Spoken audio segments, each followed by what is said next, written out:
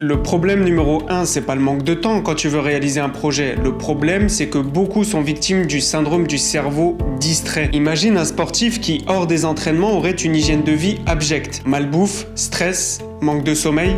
Ce sportif accomplirait des entraînements plus que médiocres. Eh bien, pour la concentration, c'est exactement la même chose.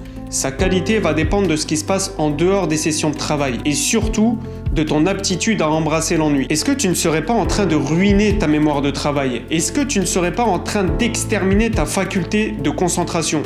Est-ce que tu ne souffrirais pas du syndrome du cerveau distrait? Je vais te donner quelques exemples pour que tu puisses répondre à ces questions. Si en attendant un ami au restaurant, tu patientes en étant sur ton téléphone. Si en étant à la caisse d'un supermarché, tu navigues sur internet. Ou pire, si en attendant que le feu passe au vert, tu sors ton téléphone, alors j'ai le regret de t'informer que tu es un distrait chronique. Tu es devenu un multitâche, mais dans le mauvais sens du terme. Ça veut dire que même si tu éteins tous tes écrans pour une session de travail intense, tu ne pourras pas te concentrer de manière optimale. Tu attireras à toi des informations non pertinentes et tu auras beaucoup de mal à rester fixé sur une tâche donnée. Ce sont les conclusions de Clifford Nass qui était enseignant à Stanford. Pour pouvoir bien avancer dans tout projet, il faut de l'énergie, du temps, mais aussi de la réflexion.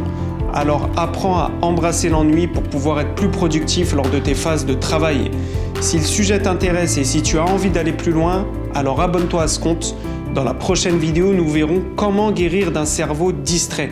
Je te dis à bientôt. Peace.